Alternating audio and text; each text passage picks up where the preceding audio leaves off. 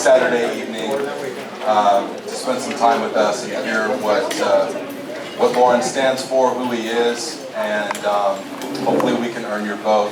But before I bring Lauren up, what I'd like to do is I'd like to invite Sheriff Songer up. He'd like to say a few words. Can you all give him a hand for putting together his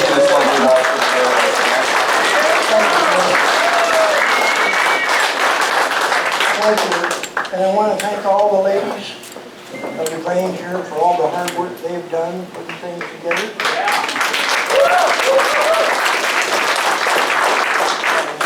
Also want to thank Richard Beaver and several others who helped put up the chairs and all of this. It's time that we get a great governor. And I think we're all in this room because we all believe the same. We have a man that's running for governor, the big guy on the Second Amendment, which is close and dear to my heart as well. And without dragging on here, you know how short I am as far as talking. Anyway, on a serious note, the Constitution is the rule of law. And I have, for one, as an elected sheriff of Clickitat County, have publicly endorsed Lauren for governor. Almost said president. That's the next step. 2024. Okay, Chris. Anyway, thank everybody for being here. Appreciate it very much. Fantastic. Thank you, Sheriff. So before we bring Lauren up, does anybody want an update on the campaign and how it's going? All right, so I'm excited about this. So our campaign is continuing to grow. We have regional directors all throughout the state. In fact, today I was just in Tri-Cities before I came here. I was in Tri-Cities bringing on a new regional director over there. And we have everybody now in place that we need to have in place in order to facilitate a statewide, credible movement and effort to make sure that Lauren Culp goes to Olympia in 2020.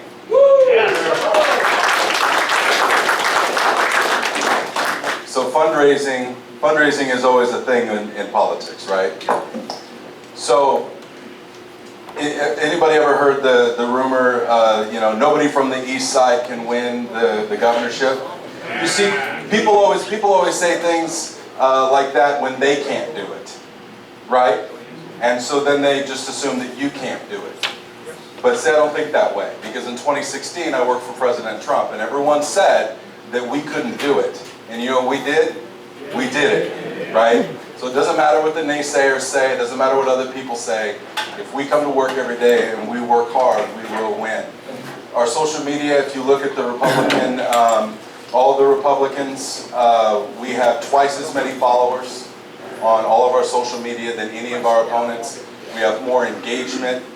We have more individual donors. As of close of business in December, we had 1,300 individual donors to our campaign. Okay, that's 84 pages full of people on the PDC website. Our closest opponent had only 54 pages. Nice. Nice. Only 54. Last month alone, we brought in another 500 individual donors on top of it. So we are beginning to move forward. We're beginning to gain momentum as people hear Lauren's message. We had a video that went out just a couple of weeks ago. It has, I think, almost 30,000 views already in just a few days. It's reached over 60,000 people through social media. So people are starting to hear. And when people hear Lauren's message that he's going to share with you today, it resonates with people because he's genuine and he comes across as genuine, and that's what people want. That's why people like the president, right? Is because, no, it's also why people don't like the president, right? Because maybe sometimes he's too genuine and he overshares. But I'm excited to be out here in Washington again. I lived here before I moved away. I was in the Navy and lived here for 6 years and loved it, and I'm glad to be back in your state. So with that, how many of you are ready to hear Lauren share what he has to share tonight?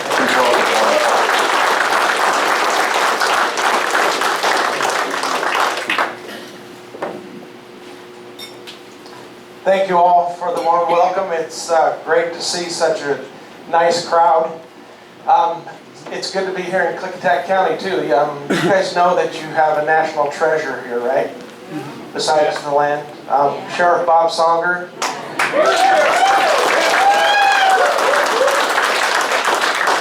I was honored to be in Arizona with him when he was awarded an award from a national organization called the Constitutional Sheriffs and Peace Officers Association for the Sheriff of the Year for the United States.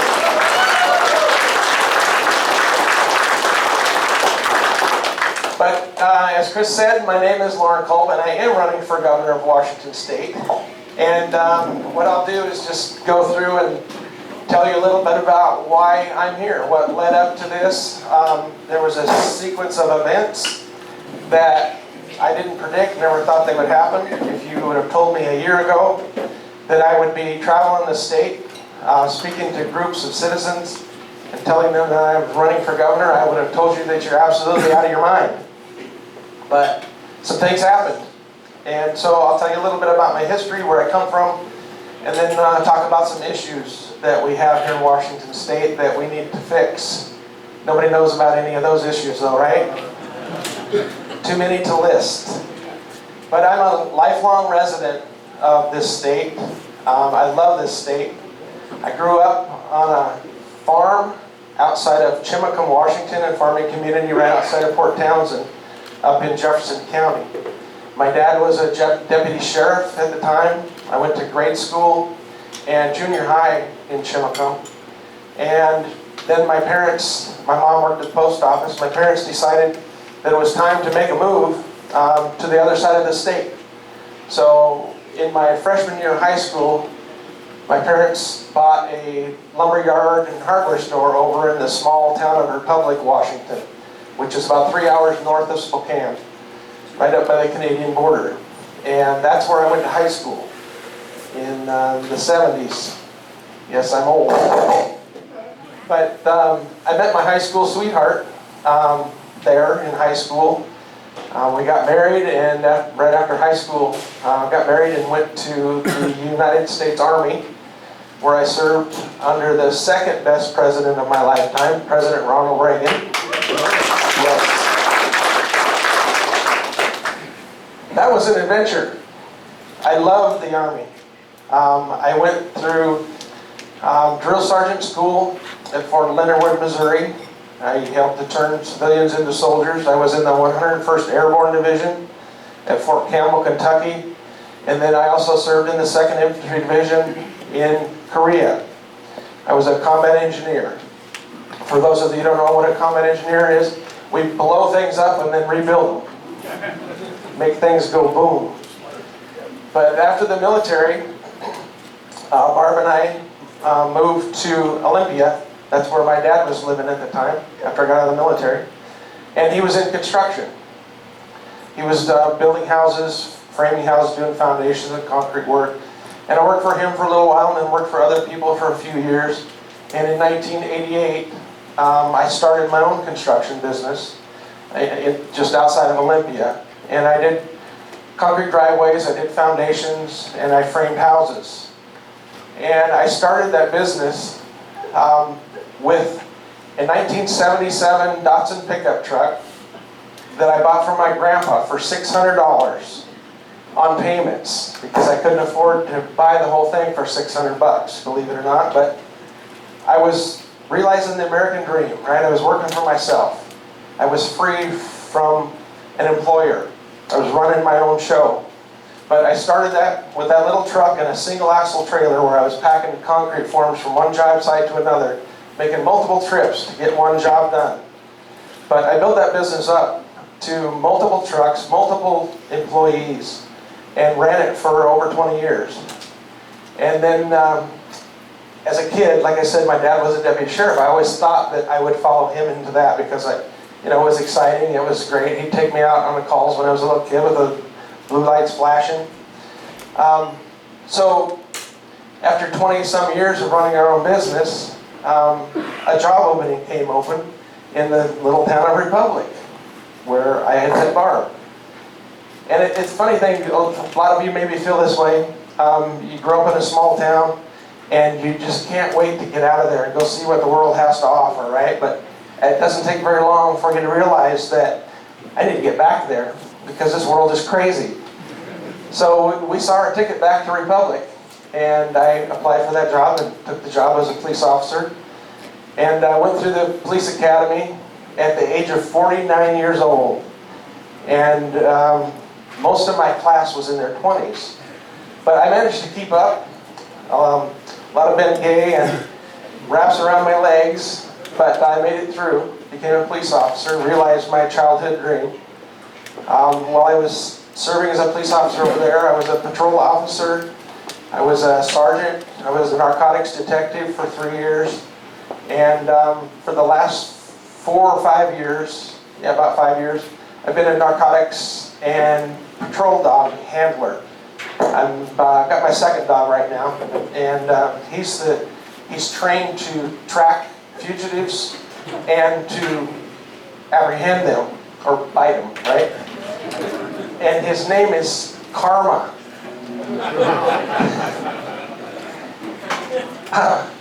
He's a great dog, and he does love to track down people and bite them, so we have a good time. And then I've been the chief of police of Republic for the last, going on 4 years now. And some things started happening, not by my design, not by anything that I planned. It just, things started happening that led up to me running for governor. And it started in November of 2018. I was just going along doing my job, arresting bad guys, throwing them in jail. And 1639, the initiative passed, which is the anti-gun initiative that made it against the law for an 18 to 21-year-old to have a semi-automatic rifle. And I thought, well, how stupid is that? You know, Washington State's citizens of the state aren't going to pass that. Well, lo and behold, it did pass, right? So the day after it passed, I was patrolling the streets of Republic, and I had citizens ask me if I was going to start arresting 18 to 21-year-olds who I saw with a semi-automatic rifle. And I grew up hunting. I grew up having guns. You know, my parents taught me about that, took me hunting. I shot my first deer at the age of 9 and my first elk at the age of 12. And I thought, how stupid is this? This is not going to make anybody safer, and it's unconstitutional. So when I was asked the question, am I going to start arresting 18 to 21-year-olds that I see with a semi-automatic rifle, it was just automatic answer, no, absolutely not. That's the stupidest thing I ever heard of. It's unconstitutional, first of all. And second of all, I took an oath of office to uphold and defend the Constitution.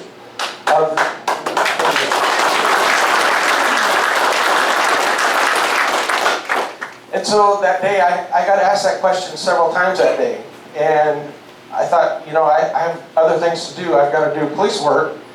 I can't spend the whole day talking about this initiative that shouldn't have passed. So we had a Facebook page for the police department. And the population of the Republic is about 1,000 people. And that's about how many people liked that page at the time. And so I thought, well, I'm just going to put a post out there and let everybody know that I work for how I feel. I'm going to answer that question for everybody. So I get back to doing police work. So I put a post on there that said, as long as I'm the chief of police of Republic, no police officer that works for me will violate anyone's constitutional rights whatsoever, period. And that got a lot of likes, a lot of shares. And a couple days later, I thought, well, you know, we need to take this a little step further, I think. So while I was sitting alongside the road with the radar gun on, I decided I'm going to write up a city ordinance that makes the city of Republic a sanctuary for the Second Amendment. You know, we're seeing on the news all the time about sanctuary cities and sanctuary states for people who break the law in this country. I thought, well, why not have a sanctuary for our constitutional rights, right? The whole United States should be a sanctuary for our rights. And so I wrote up that ordinance, and I emailed it to the city council members, and I emailed it to the mayor, and I said, I think we should declare that we're going to uphold and defend the Constitution like all of us have taken an oath to do. And I asked them what they thought, and please consider it, because I'm in the executive branch. As a police officer, I can't make laws, so I sent that to them, and then I copied that ordinance and I put it on Facebook and asked the citizens that I work for. I'm proposing this to the city council, what do you think? And I had no idea what was going to happen. But I knew that I was going to stand up for the citizens of my city where I work. And I don't know really why, but it went viral. It was shared everywhere. I mean, it was crazy, that post. And the next day, the phones were ringing off the hook at City Hall. Reporters calling, people calling, wanting to know who this chief of police is and what's he doing. The dispatch center at Ferry County Sheriff's Office, where we were dispatched out of, they were getting calls constantly. Emails started flooding into the city clerk.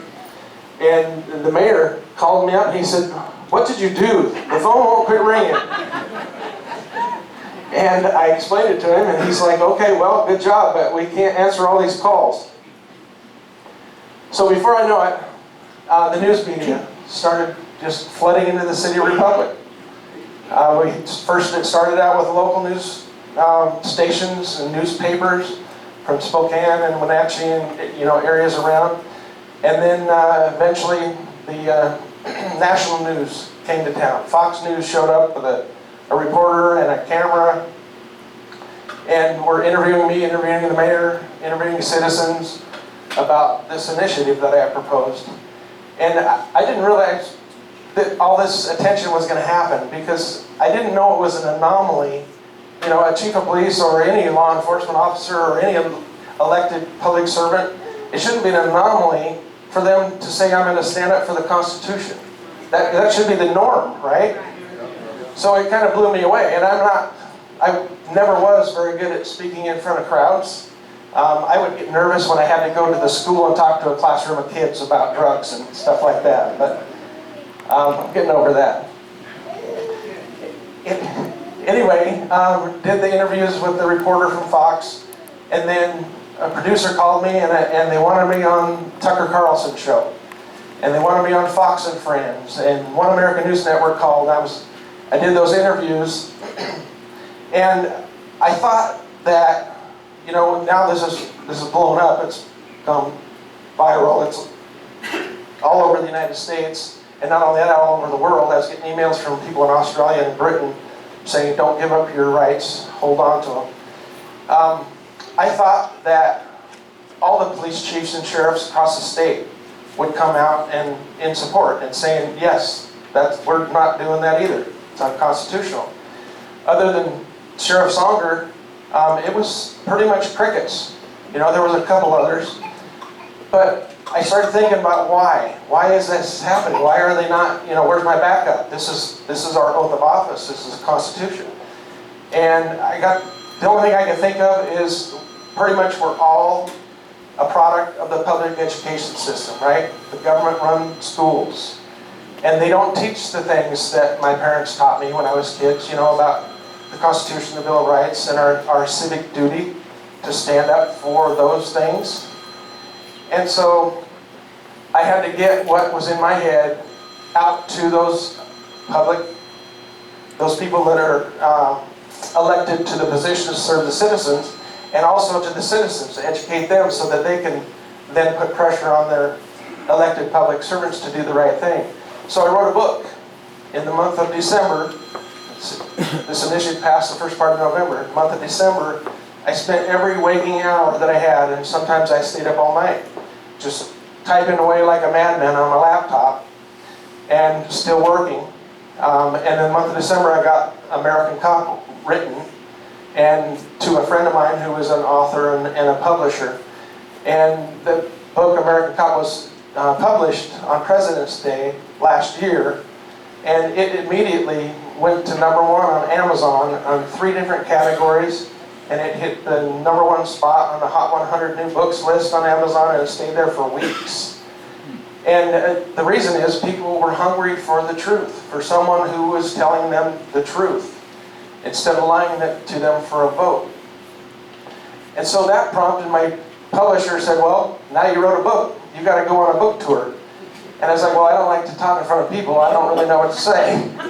She said, well, you better get over it. So I started getting invitations to speak at gun shows and to Republican Lincoln Day dinners all over the state. Most of the gun shows were on the west side. So every weekend that I had off, I would go travel around the state and speak to people. Started out really small crowds at first and explaining what our rights are and why we need to stand up for them and by what authority I stood up for our rights. And every weekend I would be at these gun shows, and the crowds started getting bigger and bigger because the promoters of the gun shows would tell people, they'd advertise that this rogue chief of police is going to be there. So the crowds grew a little bit bigger, and eventually people started asking me if I would run for governor. And at first I was like, no, that's not me. I've never been a politician, never wanted to run for office. I'm just going to die of old age as a chief of police of the republic. But the crowds kept getting bigger, and the voices of the people that were coming to them asking me to run. And finally I started really thinking about it, and it's like, well, who the heck else is running that's going to stand up for our rights? And I talked to my wife, Barb, and I said, I'm almost 59 years old. Monday's my birthday. You can send presents. No. I said, I'm 59 years old, close to it. And if I don't stand up and do what's right, for our kids and our grandkids and everybody else's, I'm going to regret it for the rest of my life. And I said, I don't live with regrets, and we need to do this. And I told her, the only thing is, I'm going to have to campaign all around the state. I'm going to be gone every weekend, especially at first. And then probably have to go full-time eventually. And she looked at me, and she said, what are you talking about? You're gone every weekend already. So, unbeknownst to me, I had been campaigning around the state since February of last year, practicing so I don't sweat a whole lot in front of other people. It works sometimes. So that's what got me to run for governor. Not planned. It just a series of those events brought me to this point. And ever since I've announced, Sheriff Songer and Fran came up to Republic. The day I announced, I had a rally in the city park, and they came up there, and Bob introduced me, talked for a little bit, and ever since then, it's been every day off, and sometimes I take vacation days. Been campaigning all around the state. Most of it we're concentrating on the west side. But the thing about this campaign, and people told me right off the bat, they said, there's no way you're going to win. The west side, King County decides everything. But surprisingly enough, that's where most of the donations are coming from for this campaign. It's Puget Sound. And that's amazing to me. But I talk to so many people, and they tell me, they feel like they're behind enemy lines. They don't want to tell anybody. And I have so many people come up to me and email me and say that they're lifelong Democrats, never thought about voting for a Republican in their life, but for the first time in their life, they're going to vote for a Republican and they're voting for me. And that just floors me. But they're sick and tired of what's going on. The socialists, like our governor, are pushing things so hard and so far to the left, taking away our rights, raising taxes, creating regulation on top of regulation, that the middle-of-the-road Democrats are sick and tired of it. They like their rights, they like their freedom, they don't like to pay high taxes. The far left we're never going to reach, and that's fine, but the middle-of-the-road Democrats have got some common sense. That's obvious, and they're sick and tired of it. So we've really got a shot at this, a big, big shot at this. It's going to happen. I was at the Puyallup Sportsman Show just last Friday, and meeting people and handing out literature. And I had 4 people come up to me. Most of the correspondence about being a Democrat and voting for a Republican the first time has been through email. Well, I had 4 people come up to me that day when I was there on a Friday afternoon. And all 4 of them said they paid the $15 to get into the show, to the sportsman show, just to come and meet me in person.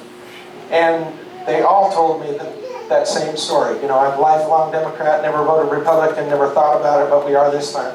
And every time I met one of them and they said that, I asked them, would you mind if I recorded you saying that? And the first 3 were like, no, I don't think so. My neighbors will see it or something. Well, the last lady, she thought about it for a second, and she said, you know, yeah, absolutely I will.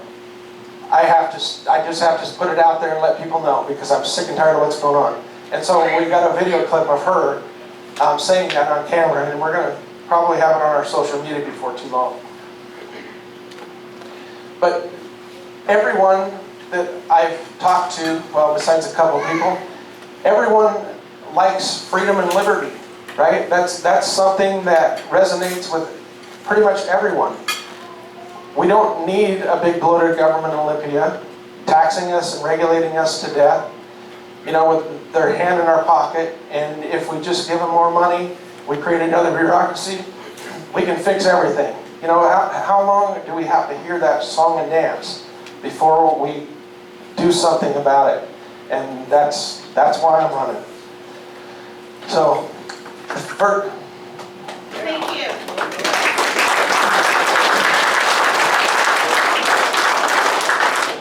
What I'm going to do starting day 1, because it doesn't take the legislature to do this, is to start eliminating restrictive regulations. I mean, when's the last time any of you have ever heard of the government in Olympia lowering regulations, getting rid of regulations? It's never happened, right? They just, year after year after year, they're adding more and more and more regulations, more restrictions, and that's not good for freedom and liberty.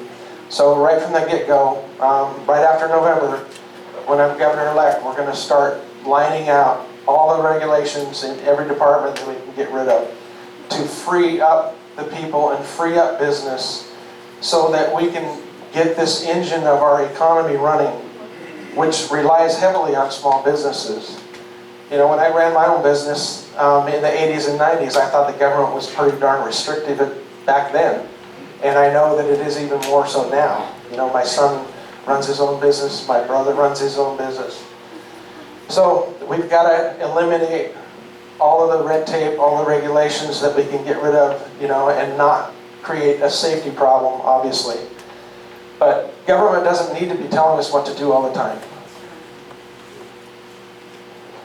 What do you guys think about this homeless problem? Do you have a homeless problem here in this area? Yep. You hear about it on the news all the time, right? Have you ever been to Olympia or Seattle or Tacoma lately? It's horrible. And they call it a homeless crisis all the time, right? I don't, except to get people to know what I'm talking about. It's not a homeless crisis. It's not a problem with homes, right? I've been to homes that were very nice furniture, had a roof that didn't leak, food, mom and dad, and a nice place for everyone to sleep. And I've been in there comforting mom because her 20-some-year-old son is laying on the floor with a needle hanging out of his arm, dead as a doorknob. It's not about where they live. This problem that they're calling a homeless crisis is not about homes, it's about addiction and mental health. And I've been saying that since day 1.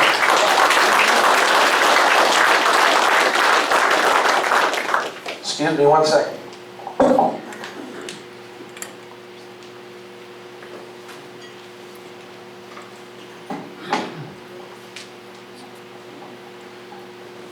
The liberals talk about homes. We need to get more money, build houses for all these people that are on the street. And believe it or not, some of my Republican competition in this race are saying the same thing. They don't understand what's going on. They think that if we pour more money into it, then it'll solve the problem, build some houses. But what's going to happen if we said, okay, We're going to take millions and millions of dollars from the taxpayers. We're going to go build these tiny houses for all of these people on the streets. We're not going to have anybody else living on the street in this state. What do you think is going to happen? Everybody from around the United States that's a drug addict is going to move to Washington and have their hand out wanting the same thing, right? It's just going to be a magnet for more of the same. And then you're going to end up with these new houses turning into slums and people dying from overdoses inside of them.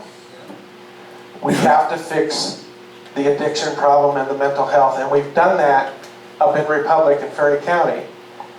I've had, can't even count. I think we did like 72 narcotics cases in a year and a half in a town of 1,000 people.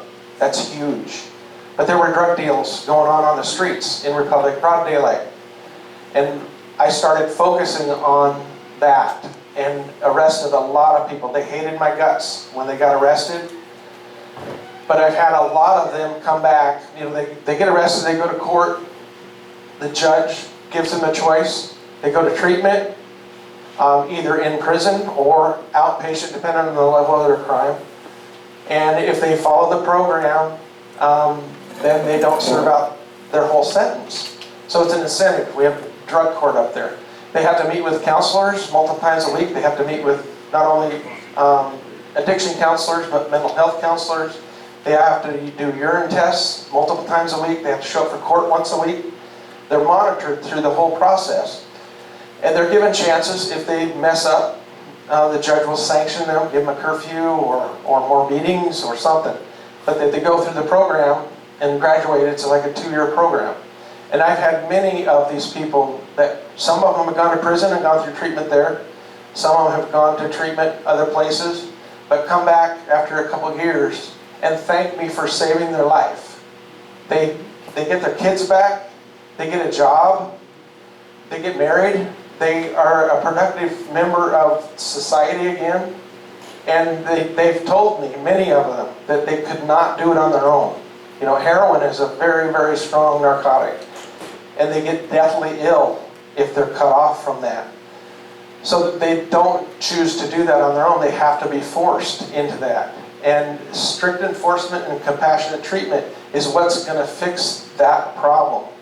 You know, there's always going to be people who don't want help, you know, but if we get rid of the major amount of people that are hooked into this addiction problem, then what's left is a very small amount that can be easily managed through law enforcement. We cannot continue to throw money at this problem like our current governor is right now. It's millions and millions of dollars is being pumped into these businesses that are calling themselves recovery businesses. You know, they're in the drug addiction business. It's big, big business. I'm talking billions of dollars in this state. And they're not fixing the problem. And if you look at the PDC website and see who's donating to Jay Inslee's campaign, you kind of get an idea of probably why it's not getting fixed. Because Jay throws millions and millions of dollars at these businesses and they turn around and they donate to his campaign. We see that on the national stage as well. You know, cronyism. It's all about money and it's all about regulations and bigger government. I am totally against that. I toured a facility, privately run, down in Longview last month. And they receive most of their funding from their local community. The businesses and private citizens donate to this company that runs a rehab center. And they have an almost 80% success rate of getting people off the streets, off of drugs, back into their own place and a job. 80% success rate. And that's huge. If you ask any of these state-run facilities or state-funded facilities what their success rate is, they won't even tell you. But we know that it's below 15%. They let anybody in, you can come in, you can walk out anytime you want. And that's what our governor currently wants, is low-threshold treatment facilities. There's very little rules. You can come and go as you please. They don't search people. There's people walking in there with drugs. They're trading drugs in these places.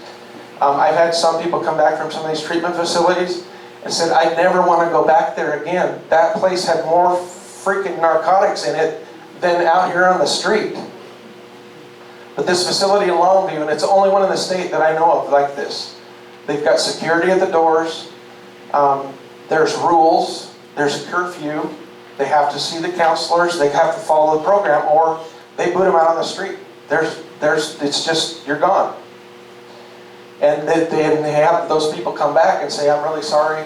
You know, I messed up. I'll follow the rules, and they get back in. And they used to be open, low threshold entry to that facility, like the state wants, but they weren't getting any success. And they were having mostly males in there, and the females with children wouldn't come. They didn't want to come in there because there were so many guys that had mental issues and drug issues that they wouldn't bring their kids there to stay. So they changed the rules. They locked it down, and you can't come and go, and you have to be admitted to come in there. And what they saw was a transfer from mostly males to family units, you know, people with kids. And the success rate shot through the roof. And that's what it takes. But the liberal left tells us that it's not compassionate to arrest these people that are addicted to drugs, right? It's not compassionate to put them in jail. But it's not compassionate, I think, to leave these people in a cycle of addiction. And they're committing felonies daily. In the King County area, you can have 6 grams of heroin on you, and the police won't arrest you because the prosecutors will not prosecute. So it's basically legalized heroin and meth. And that's why there's such a huge problem, because, like I said with the houses, people that are addicted from around this state or in other states hear that, well, I can go to the Puget Sound area and I won't get arrested for having my heroin. So guess what? It's like a vacuum. They just flock up there. That is not compassion to me, leaving these people in a cycle of addiction. Compassion is forcing them into treatment, forcing them to change their life. And not only that, did you guys know that you are funding the drug cartels in Mexico? Did you know that? Yeah. Because the state gives EBT cards to people who come in and apply for welfare, right? EBT card is a modern day food stamp. It's filled up every month. And the drug dealers take those in trade for narcotics. I don't know about you guys, but where I work, even as a chief of police, I have to be drug tested randomly, right? They just say, oh, they're here to do the drug test. Come on and pee in a cup. It happens a lot in the private sector as well. You know, the business owner wants to make sure that they've got a drug-free workplace, and people have to take a test. But no one on public assistance that you are working to pay taxes to support is required to do random drug testing at all. That needs to change. We can't keep funding the drugs. We can't keep giving these people free money, and they're just trading the EBT cards for narcotics. It's absolutely ridiculous. Hard-working, tax-paying citizens should come first. And we need to make sure that what the money that we are helping these, supposedly helping them up with, is not being used to continue their cycle of addiction and to put money in the drug dealers. And we need to focus on the drug dealers as well. They need to go to prison, period. Thank you.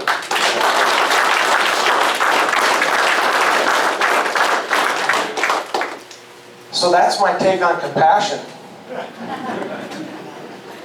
I also think that the death penalty needs to come back. If you kill someone, if you take someone's life, then your life is going to be taken. And I don't believe in this 20 and 30 years on death row, appealing one after another. It's ridiculous. It's not common sense. There has to be consequences for what people do, right? There's consequences for all of us. There needs to be consequences for the criminals as well. So there's 3 things that, as your next governor, if a bill comes across my desk, there's 3 tests that I'm going to apply to every bill that they want me to sign. The first test is it constitutional? is this bill you're proposing fit in the Constitution? Because the Constitution is the rule book for our government, right? It's not the rule book for us. It tells the government what it can and can't do. It's there, if you read the Declaration of Independence, what's the purpose of government?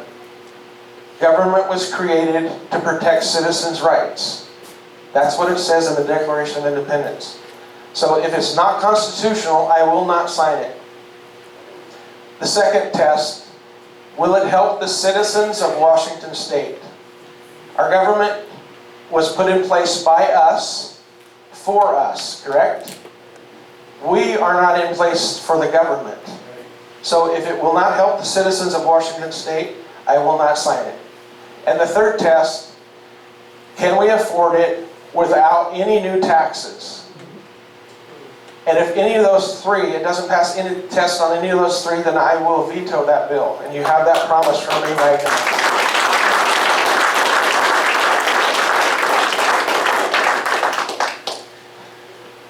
So now you know that I believe in a sanctuary state, right? For our constitutional rights. I do not believe that we should be a sanctuary state for illegal criminals.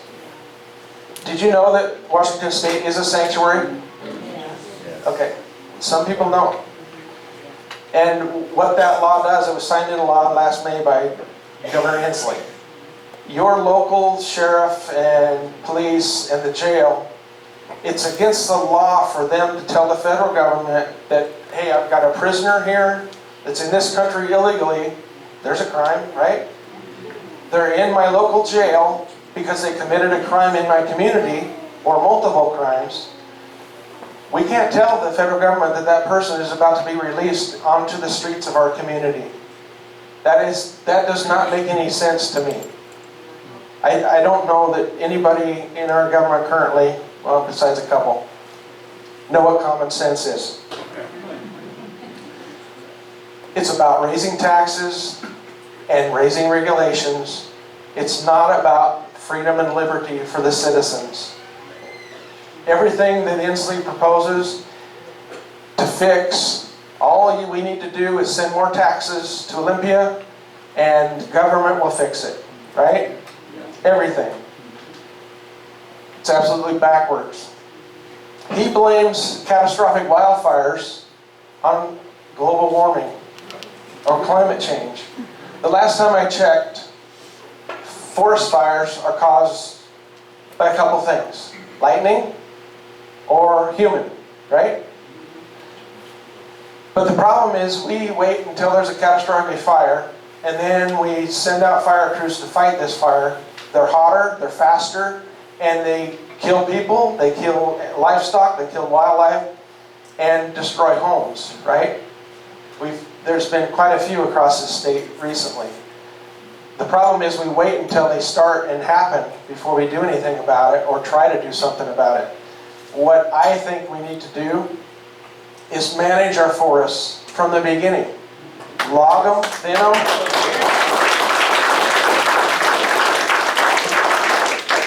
and clean up the carbon on the forest floor, right? Yeah. So that the fires don't burn so hot and so fast. And then open up our freaking roads to get us access to our land and the firefighters access in to fight the fire.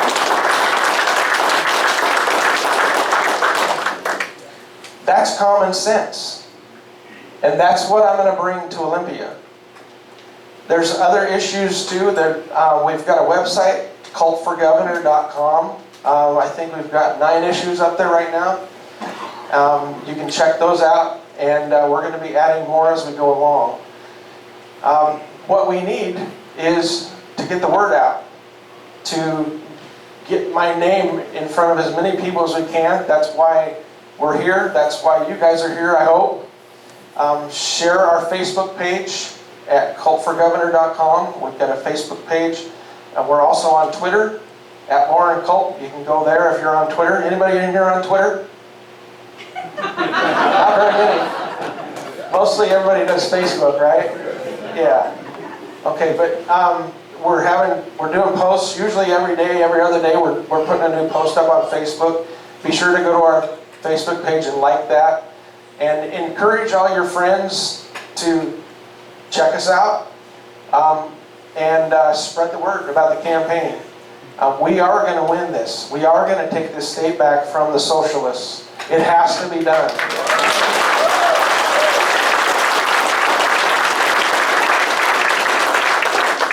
When I first started, some people would say, well, you're just a small town cop from Eastern Washington.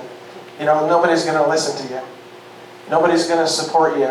But a few centuries ago, there was a young man named David, and he stood up against a giant called Goliath, right? And we all know how that works. I mean, how that worked out. He put a rock right between Goliath's eyes and killed him. And I don't think Jay Ansley is Goliath at all. But the liberal machine that's behind him, financial-wise, and the media, they are. But if we all become a David, we can kick Goliath's ass. And it's working so far. So I appreciate all of you coming out. The turnout here is excellent. Thank you, Bob and Friend, for setting this up, and all the volunteers. Awesome.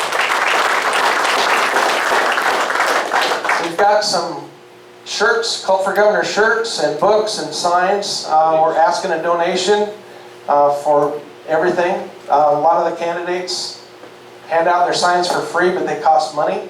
And we're asking donations for the signs to help with the campaign. We appreciate everything that you can do for that.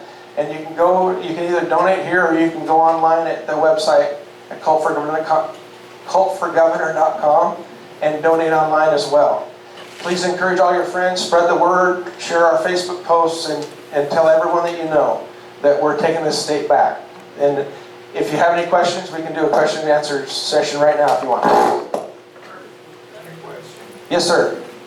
What is it that stops those people from having the guts to speak up for what they believe? What are they worried about when you ask them to record that? Why are they so afraid to admit to what that they believe is a good thing? What are the repercussions that they feel? Is someone going to burn your house down? Are they ever going to stand up and for what they really do have in their heart? Well, a lot of them live in bigger cities, and they've told me that they feel like they're behind enemy lines. Their friends and relatives are not tolerant at all. You hear the left always talking about how we need to be tolerant of other people and beliefs. They are absolutely not tolerant, and that's why a lot of people, they're afraid to make a stand. They're afraid of the repercussions from their friends and family, or their coworkers, or their boss. It takes some guts to go on camera and let me record someone and know that it's going to go out on social media and probably be shared all over the place. It takes guts to do that when you have been a lifelong Democrat and everybody you know is. So, I applaud this lady for doing that. What if there's a bunch of other sleepers out there that are waiting for the next guy to talk? There are a bunch of them waiting. That's what I was saying. We're getting most of our donations from the King County area, and that's where they are. They speak open. Yeah, they're afraid. There's some places you can wear a red Trump hat and end up getting attacked by people. There's videos about that all over the place. So that's why. And I was going to play, it's like a 12-second video. I'll just turn on the audio so you guys can hear what this woman said last Friday at the sportsman show. I'm voting for Culp this time. It's the only Republican I've ever voted for. I've been a lifelong Democrat. He believes in what I believe in, so go out and vote for him. The first one that I've ever had the guts to do. So the reason that we have lost for so many years is because a lot of conservative-minded people have given up. They don't even vote anymore because it's like, why? I keep voting and voting and voting and everything stays the same. Nothing changes. And that's what I'm attempting to do right now is motivate people. And you can help in doing that too by getting the word out.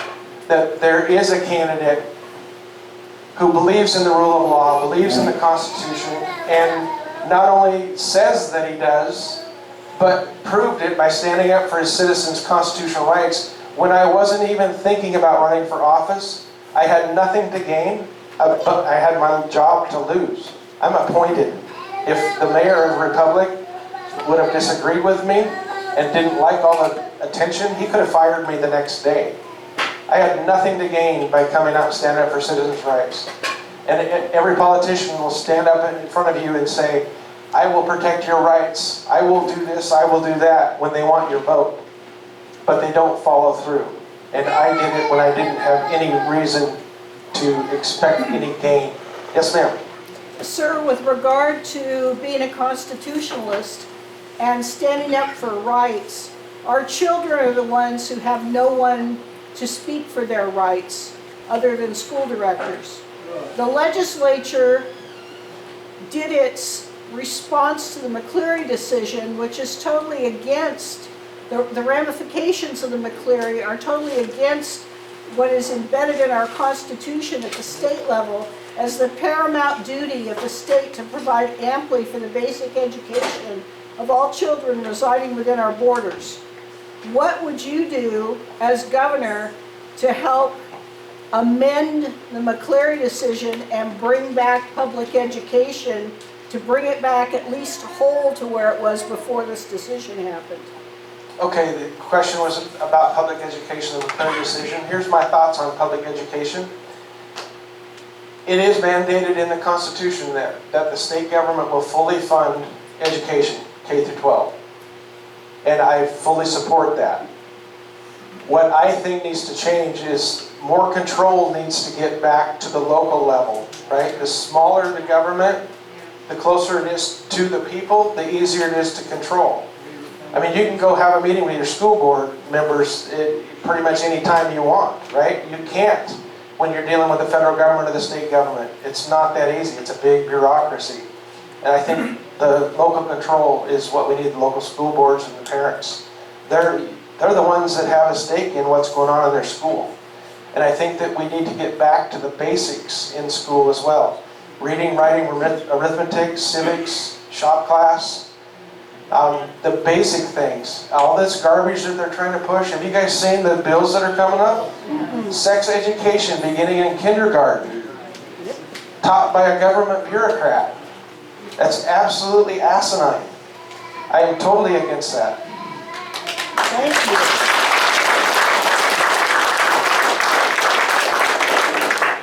Sex education is up to the family. It's up to mom and dad, grandma, grandpa. It's not up to our government bureaucrat.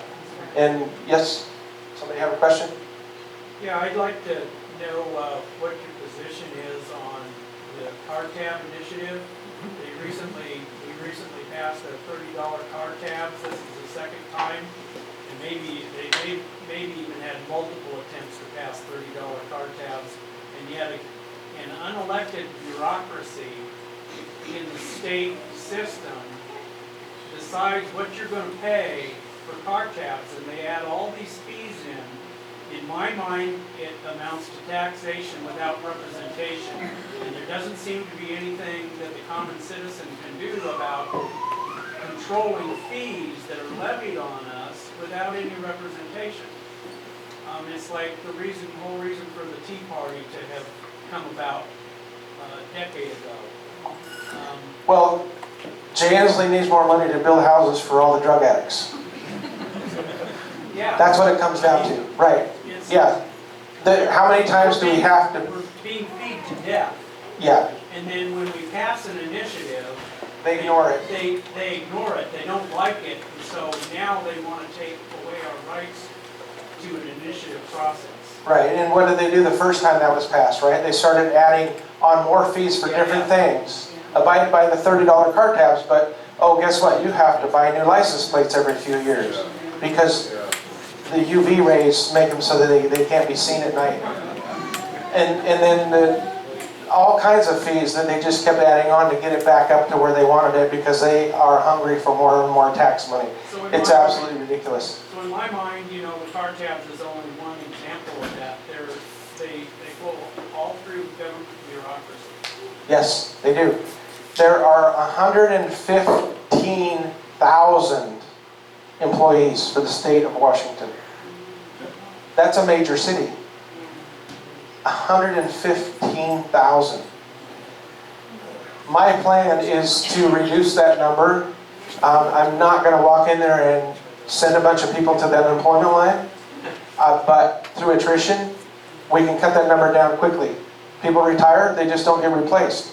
I have friends, one's a relative, that work in some of these departments, Department of Corrections, DSHS, and they've been, one of them's a supervisor there, one of them's been there for 25 years, and the horror stories they're telling me about the waste of taxpayer money. When someone walks in and they are in this country illegally, they roll out the red carpet at DSHS. They get everything, every benefit that you can think of, they get. But if you walk in there and you're a citizen, down on your luck, you got to jump through hoops. It's horrible.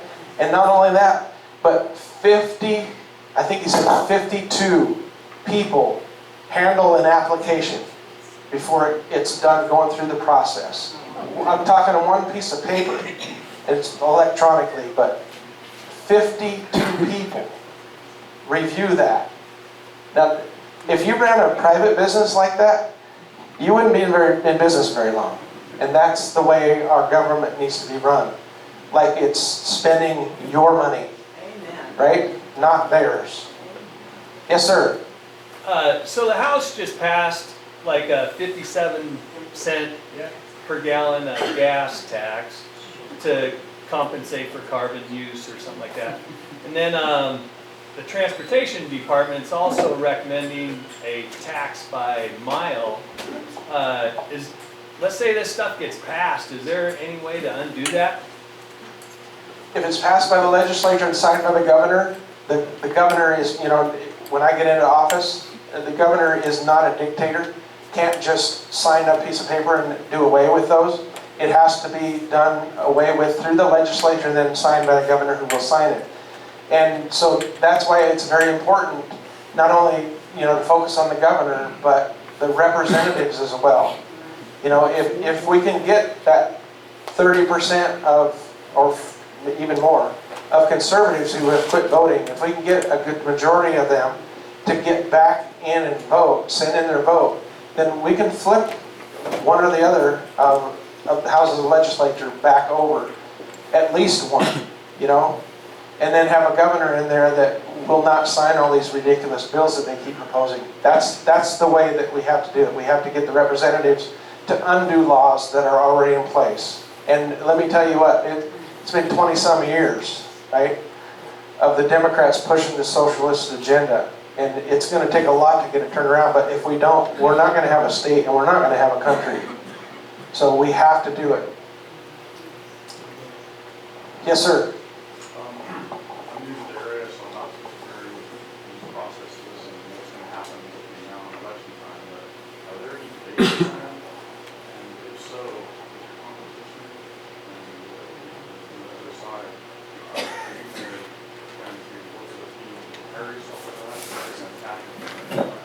I like what you say, I like your background, you're the kind of person I don't want a politician.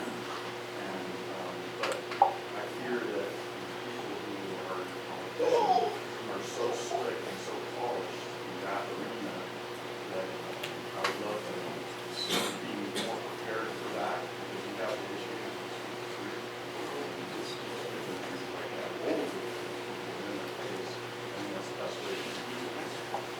Right, we've had 2 gubernatorial forums.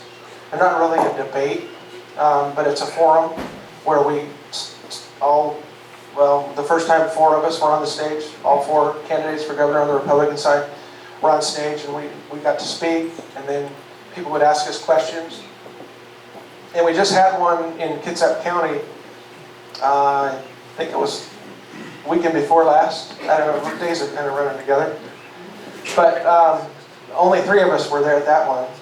The senator that's running didn't even show up for that. I don't know why, but there were 3 of us there, and they're already trying to come at me because, like Chris told you, we have far more donors than any of the others. And one of the candidates, well, we were told ahead of time that we can write out a question that we want to ask one of the other candidates. All the other candidates would answer the question that we wrote, right? Each one of us wrote one, and we wouldn't know of it ahead of time. And to get to your point, one of the candidates one of the candidates, his question was to the other 2 of us, when you're governor, will you enforce all of the laws of Washington State? That was his question. I knew it was directed at me because I refused to enforce Initiative 1639, right? And he knew he had to take a shot at me, and that was his shot. And as soon as he asked it, I knew that. I knew that was directed at me to trip me up. And I thought, how stupid are you? Thank you for asking me that question. And my answer was, I will enforce all of the laws of Washington State.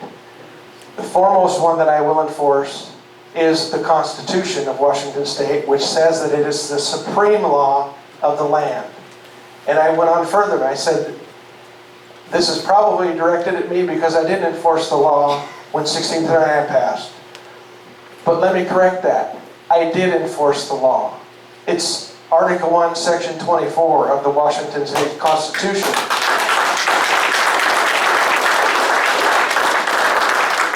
And it says that the right of the individual citizen to bear arms in defense of himself or the state shall not be impaired. And that's the supreme law of the state. And I'm happy to tell you that, yes, I did enforce that. And I will enforce it when I'm governor. Amen. And I can hear the air go out.